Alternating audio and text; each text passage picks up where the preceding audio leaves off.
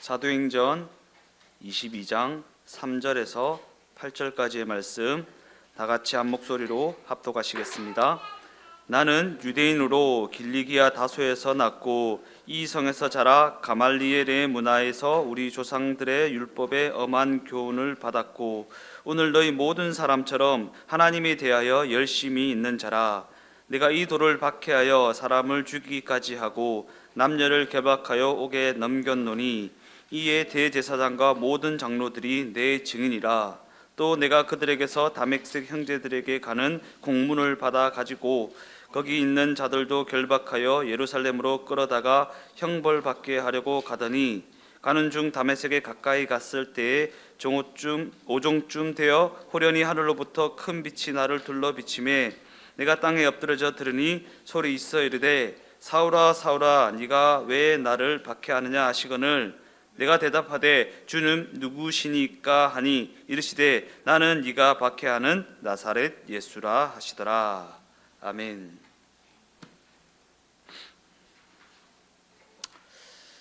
오늘 저는 읽으신 본문의 말씀을 가지고 하나님이 하셨다는 고백, 하나님이 하셨다는 고백 이러한 제목을 가지고 함께 은혜를 나누어 보고자 합니다. 지난 시간 우리가 살펴보았던 것처럼 유대인들은 사도 바울에게 엄청나게 분노하고 있습니다. 유대인들이 사도 바울에게 분노했던 것은 그들은 자신들만이 하나님의 선민이요 오직 자신들만이 유일하게 하나님의 율법을 가진 특별한 민족이라고 자부하고 있었는데 예수 그리스도로 말미암아 모든 민족이 차별 없이 구원을 얻는다는 사도 바울의 그 선언으로 말미암아 자신들이 가진 그 자부심에 상처가 났기 때문입니다. 자신들만이 선민이다, 자신들만이 율법을 가진 특별한 민족이다라는 자부심이 있었는데 그가 아무 쓰잘데기 없다, 오직 예수 그리스도를 통해 차별 없이 모든 민족이 구원을 얻는다라는 사도 바울의 그 말이 그들로 하여금 분노케 했다라는 것입니다. 유대인들 앞에선 사도 바울은 거기서 한술 더 떠서 우리 조상들의 하나님이 자신을 이방으로 보냈다라고 말합니다. 그러한 관점에서 사도 바울이 성전에서 기도하는 가운데 들은 주님의 말씀은 이러합니다. 사도행전 22장 17절에서 18절까지의 말씀입니다. 후에 내가 예루살렘으로 돌아와서 성전에서 기도할 때 황홀한 중의 봄에 주께서 내게 말씀하시되 속히 예루살렘에서 나가라. 그들은 내가 내게 대하여 증언하는 말을 듣지 아니하리라 하시거늘. 주님의 이 말씀에 사도 바울은 이렇게 답합니다. 19절에서 20절까지의 말씀입니다. 내가 말하기를 주님, 내가 주를 믿는 사람들을 가두고 또 각 회당에서 때리고 또 주의 증인 스데반이 피를 흘릴 때에 내가 곁에 서서 찬성하고 그 죽이는 사람들의 옷을 지킨 줄을 그들도 아나이다. 이 말은 저는 그들과 같은 자리에 서서 그들과 같은 주장을 하였고 저는 그들보다 더하여서 주를 믿는 자들을 핍박하는 일에 앞장섰던 사람들입니다. 그러한 저도 돌이켰으니 과연 그들은 제 말을 듣고 돌이킬 것입니다 라고 예수님의 말씀에 반박하는 내용입니다. 그러나 이에 대해 예수님께서는 이렇게 답하십니다. 21절입니다. 나더러 또 이르시되 떠나가라. 내가 너를 멀리 이방인에게로 보내리라 하셨느니라. 멀리 이방인에게로. 사도 바울의 생각은 저는 저들과 같은 형편에 있어서 같은 주장을 하고 같이 예수 믿는 자들을 핍박했던 사람입니다. 그런 제가 돌이켰으니 제가 그들에게 말하면 영향력이 있지 않겠습니까? 그들에게 할 말이 있지 않겠습니까? 제가 그들에게 복음을 전하면 그들이 그 말을 듣고 주님께로 돌아오지 않겠습니까? 라고 말하니까 예수님께서 저 멀리 이방으로 가라. 이방으로 가라. 예. 하나님의 뜻과 계획하심은 우리의 생각과 전혀 다르다라는 것을 알 수 있는 것입니다. 그리고 여기까지 사도 바울의 이야기를 들은 유대인들은 이렇게 분노합니다.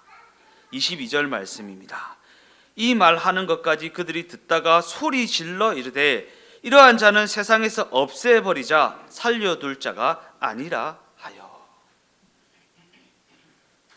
유대인들은 지금 너무나도 분하고 너무나도 억울합니다.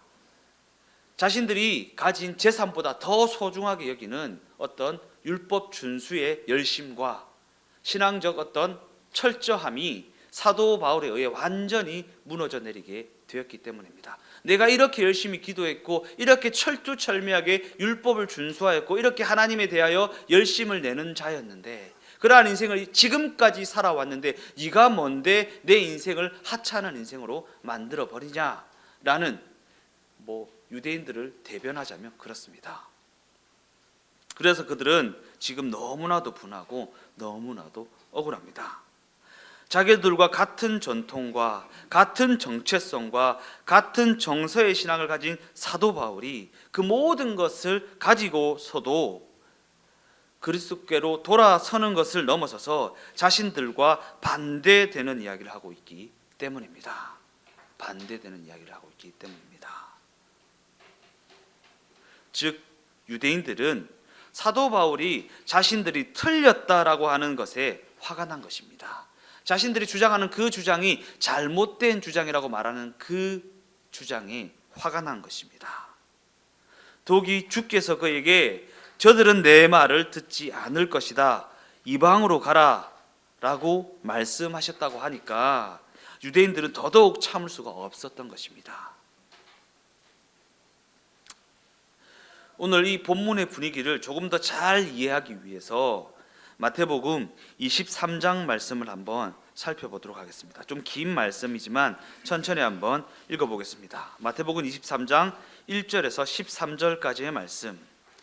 이에 예수께서 무리와 제자들에게 말씀하여 이르시되 서기관들과 바리새인들이 모세의 자리에 앉았으니 그러므로 무엇이든지 그들이 말하는 바는 행하고 지키되 그들이 하는 행위는 본받지 말라. 그들은 말만 하고 행하지 아니하며 또 무거운 짐을 묻고 사람의 어깨에 지우되 자기는 이것을 한 손가락으로도 움직이려 하지 아니하며 그들의 모든 행위를 사람에게 보이고자 하나니 곧 그 경문띠를 넓게 하며 옷수를 길게 하고 잔치의 윗자리와 회당의 높은 자리와 시장에서 문안받는 것과 사람에게 랍비라 칭함받는 것을 좋아하느니라.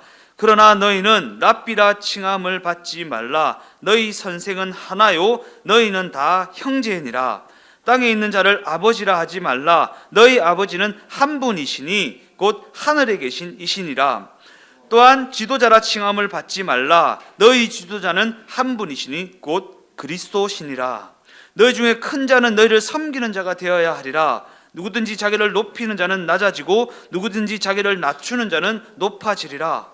화 있을진저 외식하는 서기관들과 바리새인들이여, 너희는 천국 문을 사람들 앞에서 닫고 너희도 들어가지 않고 들어가려 하는 자도 들어가지 못하게 하는도다.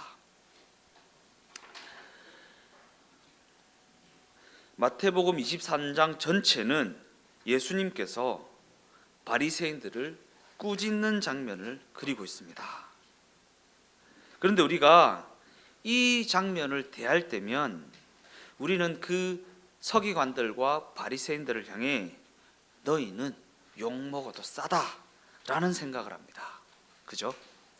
바리새인들은 저쪽에 있고 우리는 주님 옆에 있다고, 주님 옆에 서 있다고 그렇게 생각하는 것입니다.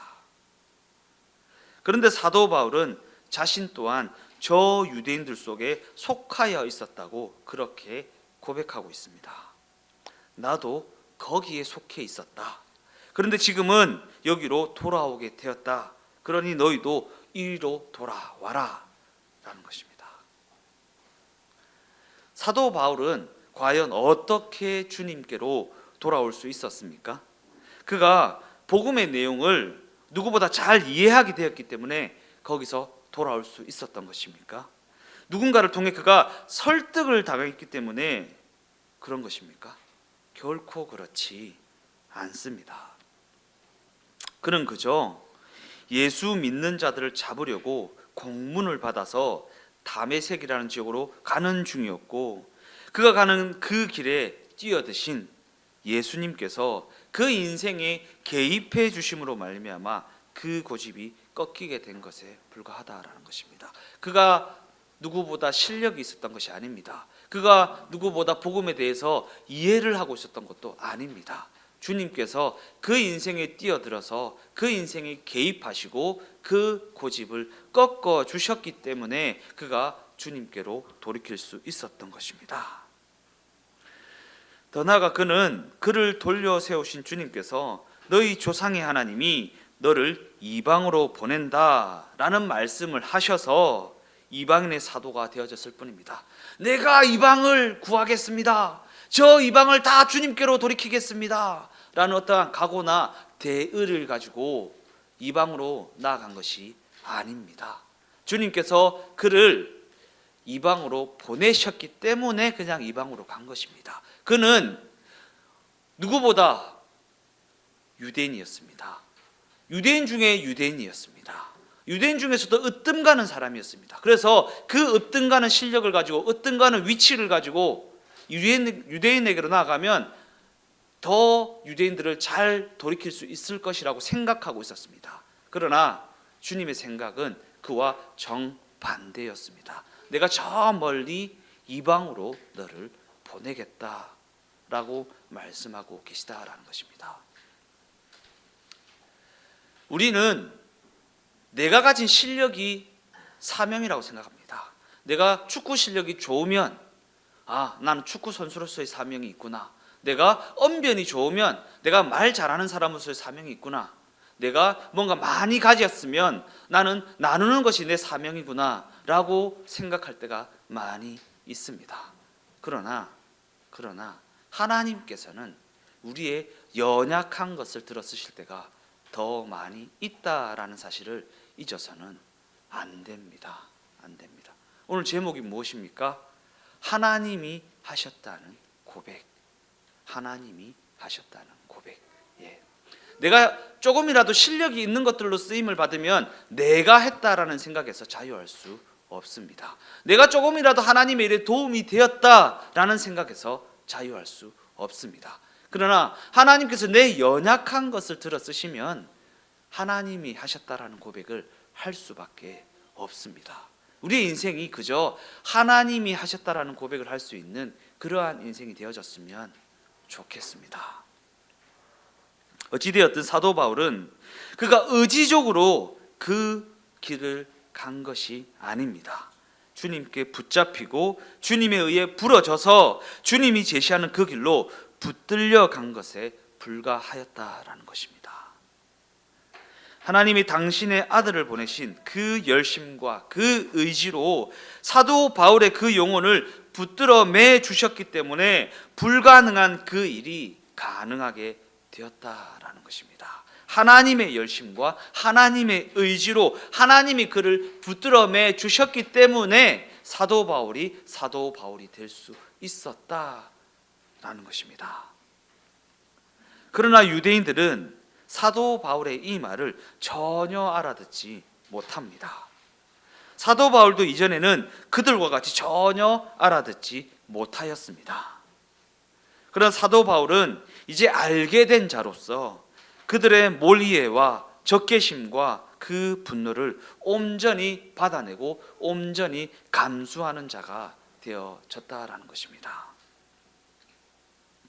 그러한 관점에서 사도 바울은 사람들이 이해할 수 없는 길을 걸어갑니다.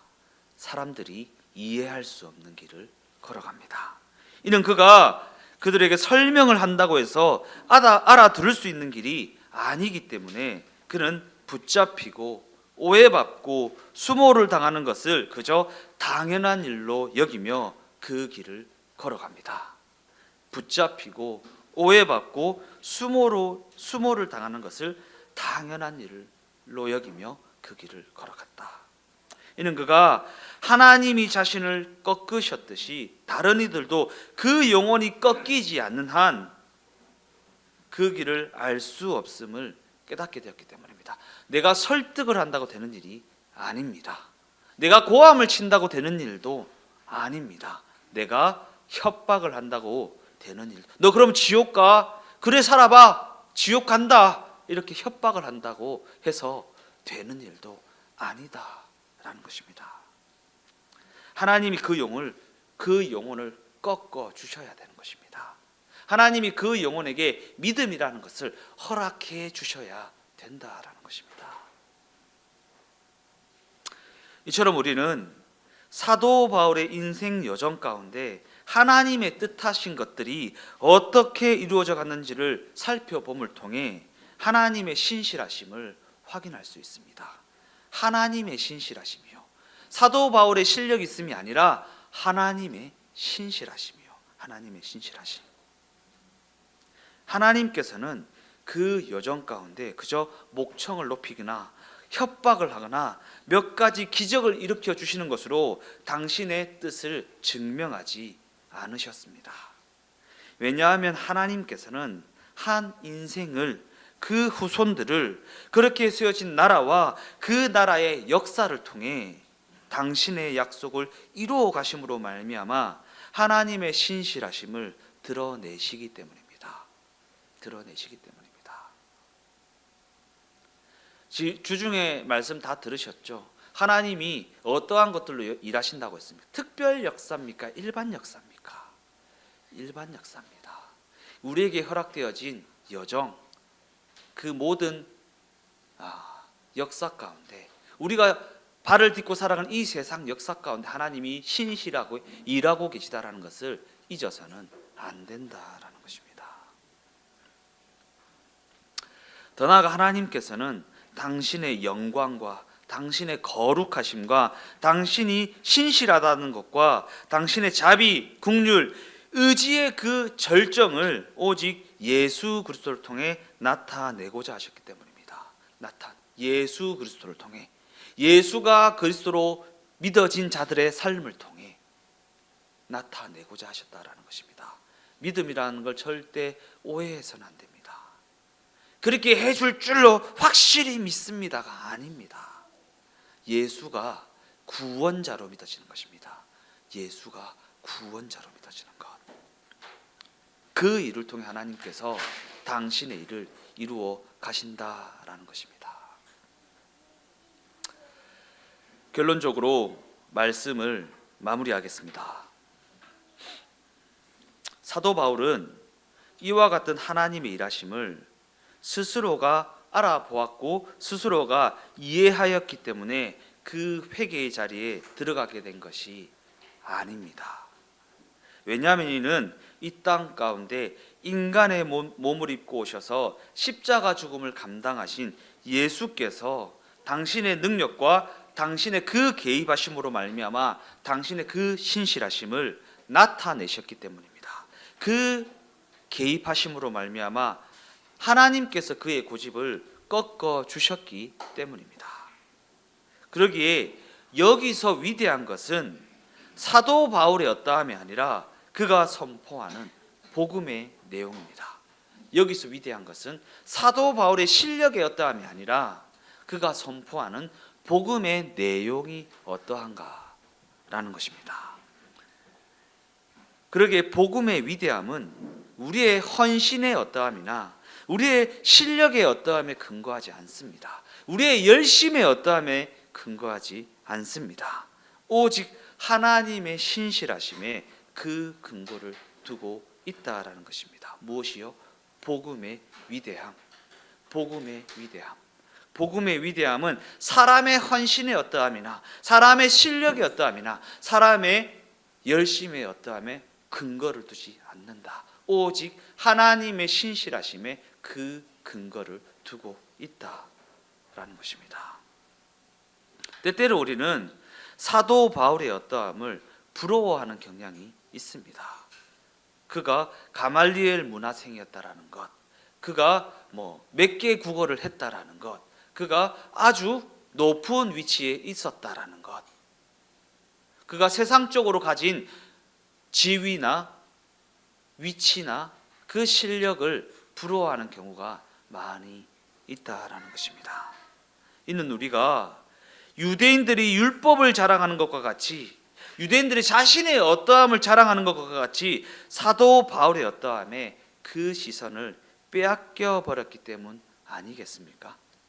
그 사람의 어떠함, 혹시 내가 부러워하는 누군가가 있습니까? 그 누군가의 무엇을 부러워하고 있습니까? 그가 가진 물질이요? 그가 가진 지위요? 그가 가진 실력입니까? 우리는 그러한 지위나 실력이나 위치로 살아가는 인생이 아니라 우리와 함께 하시는 예수님의 다스리심과 인도하심을 따라 살아가는 인생이고, 그 인생은 그 종국에 하나님이 하셨다라는 고백을 할 수 있다. 우리는 그러한 고백을 하나님께 올려드려야 하는 인생이다라는 것을 잊어서는 안 된다라는 것입니다. 그러기에 우리는 그의 실력의 어떠함에 우리의 시선을 빼앗길 것이 아니라 그가 선포하는 복음의 위대함을 알아야 합니다. 복음의 위대함. 즉 우리 모두는 복음의 위대함으로 말미암아 우리의 실력 없음과 우리의 소원의 어떠함에서 온전히 자유함을 얻어야 된다는 것입니다. 복음의 위대함으로 말미암아 우리의 실력 없음과 우리의 소원의 어떠함에서 자유함을 얻어 그 인생을 자신이라는 존재로 기꺼이 감수하며 살아갈 수 있어야 한다라는 것입니다.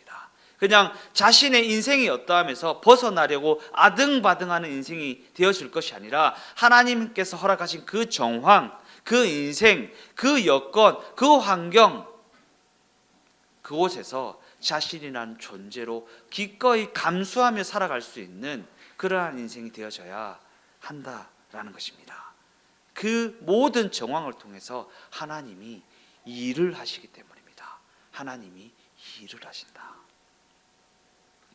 사도 바울은 이후에도 벨릭스, 베스도, 아그리빠, 더 나아가 가이사 앞에 서게 됩니다.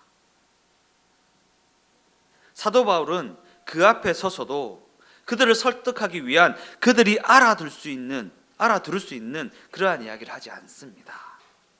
다만 하나님이 일하시는 손길이 되는 그 길을 온전히 감수하는 걸음을 담담히 걸어 나갔다라는 것입니다. 그는 현실의 정황 가운데 자신이 당하는 그 모든 무관심과 그 모든 억울함에 대해 아무런 불평을 하지도 않습니다. 왜냐하면 사도 바울은 그 모든 일을 통해 하나님이 일을 하신다라는 사실을 예수 그리스도를 통해 확인하게 되었기 때문입니다. 확인하게 되었기 때문입니다. 자신은 예수를 몰랐고 예수 믿는 자들을 핍박했던 인생이었음에도 불구하고 하나님이 자신의 인생을 어떻게 이끄셨는지를 확인하게 되었기 때문에 이제는 겁날 것이 없다라는 것입니다. 나의 실력 없음과 나의 무자비함과 나의 무례함을 자신이 너무나도 잘 아는데, 그럼에도 불구하고 그 인생 하나님이 어떻게 품어주셨으며 어떻게 이끌어 주셨으며 어떻게 사용하시는지를 확인하게 되었기 때문에 이제는 그 모든 것이 겁이 나지 않는다라는 것입니다. 그러기에 우리 모두는 복음의 내용을 알고 살아가는 자의 영광과 그 자랑이 무엇인지 알아야 합니다. 복음의 내용을 알고 살아가는 자의 영광, 그 자랑, 그것이 무엇인지 알고 살아가야 한다라는 것입니다. 하나님이 실력 없는 우리, 무자비한 우리, 그렇게 하나님 앞에 무례하게 굴었던 우리를 통해 과연 어떠한 일들을 이루시고 또한 어떠한 영광을 받기를 원하시는지를 알고 살아가야 한다라는 것입니다. 그냥 잘 먹고 잘 사는데 아등바등하며 살아갈 것이 아니라 하나님이 무엇을 위해 우리를 인도하고 계시며 무엇을 통해 영광을 받기를 원하시는지 알고 살아가는 자 되어야 한다라는 것입니다.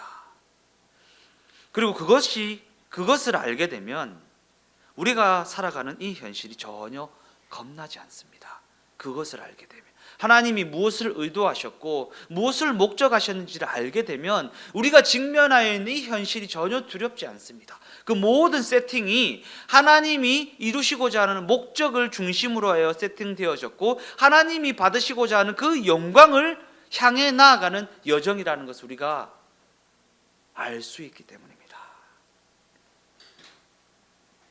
우리 하나님 아버지는 유명한 자와 무명한 자를 동일하게 들어 쓰시는 하나님이십니다. 아무것도 아닌 우리를 위하시는 하나님이십니다. 지금도 여전히 우리의 삶의 정황 가운데 함께 하셔서 일을 행하고 계신 하나님입니다. 우리와 함께 하셔서 그 뜻을 이루시는 하나님, 그 하나님이 바로 우리의 찬송을 받으시기에 합당하신 하나님이 되신다라는 것입니다. 우리 주동행교회가 이와 같은 하나님 아버지를 알고 살아가는 인생으로 부름받은 인생이라는 이 사실이 그 인생의 기쁨이 되고 자랑이 되고 그 인생의 담대함이 되어지시기를 예수님의 이름으로 축원드립니다.